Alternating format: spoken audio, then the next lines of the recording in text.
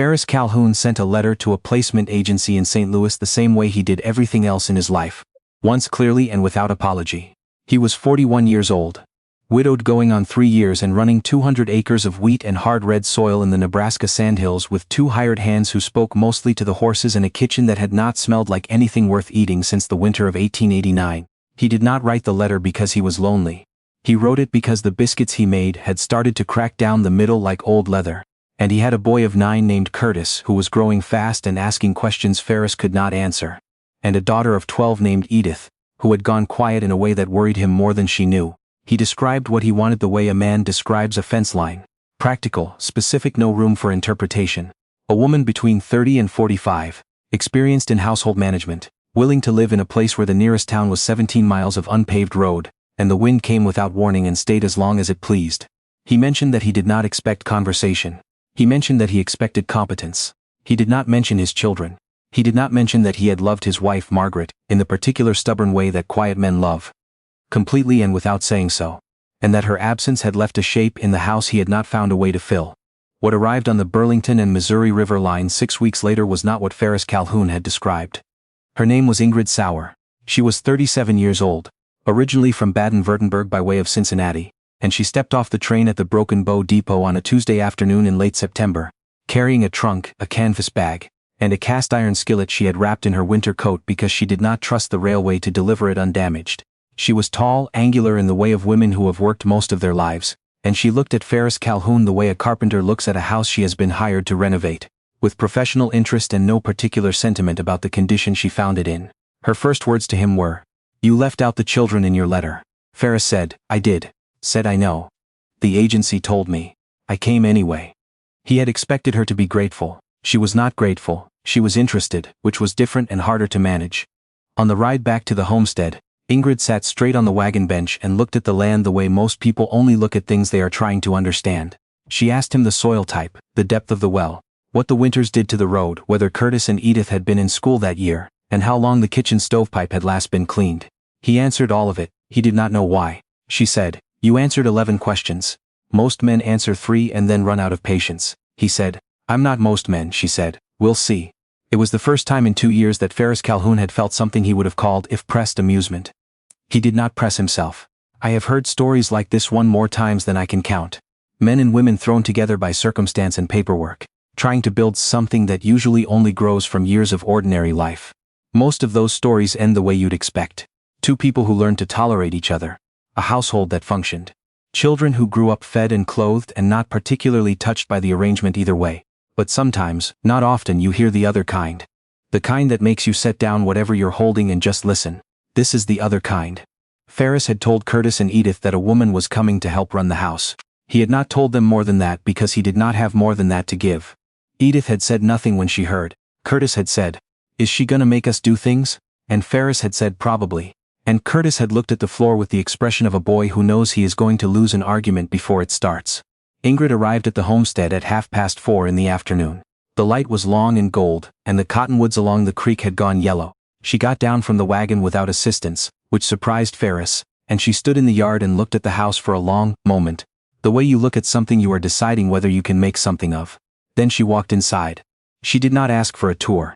She moved through the kitchen, the front room, the hallway, the cold pantry, with the efficient attention of someone cataloging rather than admiring. She opened a cabinet. She looked at the stovepipe. She lifted the corner of the rag rug in the front room, which had not been beaten in approximately 1 winter, and set it back down without comment. Edith was standing in the doorway to the front room watching. Ingrid looked at her and said, "Edith." Edith said, "Yes, ma'am." Ingrid said, "Do you know how to make a white sauce?" Edith said, "No, ma'am." Ingrid said, "You will by Thursday." She said it the way a woman says something she has already decided. Not cruelly, not warmly, just the way a fact gets stated. Then she turned back to the stovepipe and said, without looking, "You don't have to be afraid of me. I'm not here to replace anyone." Edith did not say anything, but she stayed in the doorway. That evening, Ingrid cooked supper from what was available, which was not much. She made a potato soup that used dried herbs from her canvas bag and a half loaf of bread she had baked on the train in the dining car's kitchen. She had asked the cook, who had said yes, because Ingrid Sauer had a way of asking that made refusal seem like more trouble than agreement. Ferris ate in silence the way he always ate. Curtis ate with the focused intensity of a boy who has discovered he is hungry in a way he did not know he was. Edith ate slowly and kept looking at the pot on the stove as though she was trying to figure out how it had happened. After supper, Ingrid sat at the table and looked at Ferris and said, "We should talk about the arrangement." Ferris said, "All right," she said. "I will run the kitchen, the household and the children's education during the week. I will not be asked to work the fields. I want Sundays free until noon, and I would like a room that locks."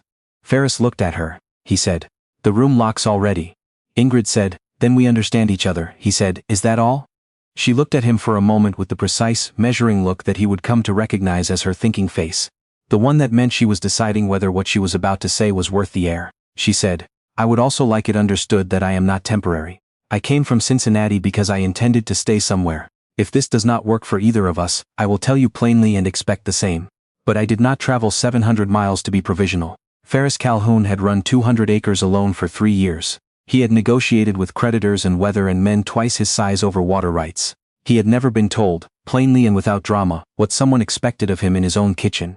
He sat across from this tall, direct, unbothered German woman, and felt for the second time that day the specific surprise of encountering someone who was not performing anything at all. He said, "That's fair." She said, "Good." And then she cleared the dishes. It was the most Ferris Calhoun had spoken to another adult in a single evening in 4 years. The first week, Ingrid did not try to fix everything. She fixed one thing at a time, in the order that made structural sense to her, the way you repair a house. The stovepipe first. Then the cold pantry, which she reorganized so that the things used daily were at arm height, and the things used rarely were not in the way of the things used daily. She rehung the kitchen door, which had been catching on the frame since the previous spring, using a plane she found in the barn, and a handful of shims she cut herself. Ferris came in one afternoon to find the door swinging freely and stood looking at it for a long moment.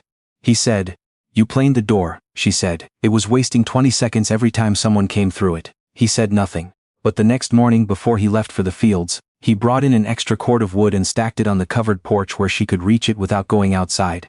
She noticed. She did not say anything, but she noticed. With the children she was different than he had expected.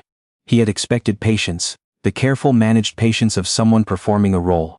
What he saw instead was attention. She listened to Curtis the way adults rarely listen to 9-year-old boys, all the way to the end of the sentence, without anticipating where it was going. She did not talk down to Edith. She asked Edith's opinions about things, and then actually considered them, which was a thing Edith had not experienced recently, and which appeared to unsettle her in a way she found she didn't entirely dislike. By the second week, Edith could make a white sauce. By the third week, she had asked Ingrid to show her something else, which was not a question Edith would have asked anyone. Curtis, for his part, had decided Ingrid was all right on the basis of a single incident. He had found a meadowlark with a broken wing in the east field, and brought it to the house in both hands, not because he thought it could be saved, but because he had not known what else to do with it. Ferris would have told him to put it out of its misery, which would have been the practical answer, and the right one, and the one Curtis did not want to hear. Ingrid took the bird. She looked at it for a moment. She said, "It won't live." She said it plainly the way she said everything, and then she said, "But we can make it comfortable while it's here. Get me the small crate and some straw from the barn." They made a small bed in the crate and put it in the corner of the kitchen where it was warm, and the bird lived another 2 days and died quietly, and Ingrid helped Curtis bury it under the cottonwood by the creek without making any more of it than it was or any less. After that, Curtis reported to Edith, with the authority of a boy who has gathered evidence that Ingrid was the real kind. Edith said, "What does that mean?" Curtis said, "It means she doesn't pretend." The hard month was November. In November the weather came down from the north the way it does in the sandhills. Without announcement and without mercy. And a storm arrived on a Thursday that dropped 2 feet of snow in a day and a half, and made the road to Broken Bow impassable for 10 days. Ferris went out with the hired hands to dig out the cattle and move them to the closer pasture, and he was gone from before first light until after dark for 4 days running, coming in with his beard frosted, and his hands so cold he could not unbuckle his own coat. Ingrid unbuckled it for him. She did not say anything about it. She got the coat off and hung it near the stove and put a bowl of whatever was hot on the table, and Ferris sat down and ate it and went to bed and did not say thank you.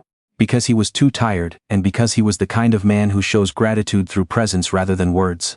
On the 4th evening he came in and sat down, and she set the bowl in front of him, and he looked up at her and said, "Are you all right? With the children through all this?" She said yes. He said, "It's a lot to manage alone." She said, "I've managed alone before." He said, "That's not what I meant." She stopped then. She had been moving back toward the stove and she stopped and turned and looked at him. He was looking at the table. His hands were wrapped around the bowl for warmth, and his hair was still damp from the snow, and he was not looking at her, which meant he was saying something real. She said, "I know what you meant." She went back to the stove. He ate. The children were asleep. The wind pushed against the house with a sound like something trying to get in, and the fire held, and neither of them said anything else. But something shifted that night. Something that doesn't have a name in English, and which Ingrid, had she been asked, might have described in German as Vertrauen. The specific kind of trust that isn't chosen so much as discovered. The way you discover a floor is solid only by putting your weight on it. He had put his weight on it. She had held. I've thought about that evening more than once. It wasn't a romantic moment. It wasn't even particularly kind, by the standards of what we usually call kindness. It was just a tired man asking a real question instead of no question, and a woman who had learned to expect neither one or the other, answering it honestly. But in the sandhills in November, in a house where 4 people were managing to be warm in the same that was not nothing. That was in fact, quite a lot. In December, Ferris took the wagon into Broken Bow for supplies and came back with a length of good wool flannel in dark green, which he left on the table without explanation. Ingrid stood and looked at it for a moment and then looked at him and said, "What's this for?" He said, "Winter." She said, "That's not an answer," he said. "You've been wearing the same 2 dresses since September." She looked at him a moment. She said, "That bothers you?" He said, "It bothers me that you haven't said it bothered you." She had expected, when she came to Nebraska, a man who would need managing. She had not expected a man who noticed things and then went quietly to town and came back with dark green flannel because a woman had not complained. She had armed herself before leaving Cincinnati, against all the ways this could go wrong. The coldness, the indifference, the treating her like furniture that talked. She had not armed herself against this. She said, "Thank you, Ferris." It was the first time she had used his name. He said, "You're welcome, Ingrid," and went to see about the horses. Christmas came to the homestead the way it comes to most places in the sandhills, quietly, without asking permission, in the dark and the cold and the smell of pine from the small tree that Curtis had dragged in from the creek bed and set up in the front room without asking anyone if he could. Ingrid had been awake since before dawn. She had made springerole, German anise cookies pressed in carved molds. She had packed in the bottom of her trunk in Cincinnati, wrapped in cloth, because they had been her mother's. And she carried them with her the way people carry the things they can't afford to leave behind. She had made them in the dark while the house slept, working by firelight, rolling the dough and pressing each mold carefully. The way you do a thing you have done so many times it has become a kind of prayer. When Ferris came out of his room at first light he stopped. The front room was not decorated, exactly. There were no ribbons, there was no store-bought tinsel. But Edith had cut paper stars the night before and hung them in the window, and Curtis's small pine tree stood in the corner, and on the table there was a plate of pale carved cookies that smelled like anise, and something Ferris could not name but which landed in his chest the way certain smells do. Suddenly, and from a long way back. He stood in the doorway and looked at it. Ingrid was at the stove. She did not look at him. She said, "Edith did the stars herself." He said, "I know her handwork." She said, "The cookies are springerole. My mother's recipe." He said, "What does that mean, springerole?" She said, "Little jumpers. The horses jump when you press the mold." She paused. "She made them every year, my mother." "I haven't made them since she died." The room was quiet, the fire was going. Curtis and Edith had not come out yet, and the light was the particular gray-pink of a Nebraska December morning. And Ferris Calhoun stood in the doorway of his own house and felt something he had not felt in a very long time.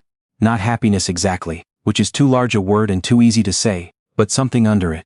Something that required the house to be the right temperature and the fire to be lit. And the smell of anise and the handmade stars in the window. And the specific presence of this woman at his stove, who had made her mother's cookies in the dark, before anyone woke up for a family that was not hers yet, but that she was treating as though it might be. He said, "My mother used to make lefse at Christmas, potato flatbread, Norwegian. She'd make 30 at a time and stack them on the table." He stopped. "I haven't thought about that in a long time." Ingrid turned and looked at him. She said, "Why not?" He said, "Because there was nobody to tell it to." She held his gaze for a moment. Then she said, "There is now." They stood across the kitchen from each other. The distance between them was about 8 feet, and also in the way that matters, considerably less than it had been in September. Curtis came out of his room then and saw the cookies and said something loud and approving that broke the moment cleanly, the way children break moments, which is usually a mercy. But the thing had been said, and neither of them forgot it. Ferris Calhoun and Ingrid Sauer were married on the 2nd of February 1891, by a county judge who drove out from Broken Bow on a day when the temperature was 11 degrees, and the road was firm enough to hold a wagon if you didn't push the horse. The ceremony was in the front room, with Curtis standing very straight in his good shirt, and Edith holding a small bunch of dried prairie grass she had tied with a red thread, because she had wanted Ingrid to have something to carry, and there were no flowers in February in Nebraska, and she had thought about it for 2 weeks before she came up with the prairie grass. Ingrid carried it. She and Ferris ranched the sandhills together for 38 years. They had 2 more children. a boy they named August and a girl they named Clara, who was born in 1895, and who had her mother's angular face and her father's absolute certainty about things. Curtis grew up to farm the east quarter of the land his father had broken. Edith married a school superintendent in Kearney, and taught school herself for 31 years, and kept on her kitchen shelf a carved spring roll mold that Ingrid had given her the Christmas she turned 16. Ingrid taught all 4 children to read before they started school, and to think before they spoke, which took longer. Ferris taught them all to work without complaint and to fix what they could fix and to leave alone what they couldn't, which is a harder lesson than it sounds, and one that most people spend their whole lives on. The homestead grew. The wheat did well in the good years and survived the bad ones. The kitchen door never stuck again. Ingrid Sauer Calhoun died in 1931 at the age of 77, in the same house she had walked into in September of 1890, carrying a cast iron skillet wrapped in her winter coat. Ferris lived until 1934, when he was 84 years old, and he was buried beside her on the low rise behind the barn, where you could see the fields in 3 directions, and the cottonwoods along the creek had by then grown so tall they showed above the roofline of the house. He had sent for a housekeeper. She had arrived carrying a cast iron skillet and a mother's recipe, and the complete and quiet intention of staying, and what they built between them. The trust, the children, the 38 years of ordinary days, was not what he had written for in that letter to St. Louis. It was better. It was the kind of thing that doesn't arrive when you order it. It arrives when you're honest about what you actually need, and you have the good sense to recognize it when it comes through the door and looks your house over and stays anyway. I think about Ingrid and Ferris sometimes when I hear people talk about what makes a marriage work. They never mention the grand gestures. They never mention the easy moments. What I hear in stories like this one, and I have heard enough of them to know, is something quieter. A man who bought dark green flannel without being asked. A woman who made her mother's cookies in the dark before dawn. A girl who tied dried grass with red thread because it was February, and she wanted the woman to have something to carry. That's all of it. Tell me, what was the moment you knew this was more than an arrangement? Was it the flannel or the cookies, or something else? I'd like to know. And if you want to hear another story about 2 people who found each other in the middle of an ordinary life that turned out to be anything but, it's right here waiting for you.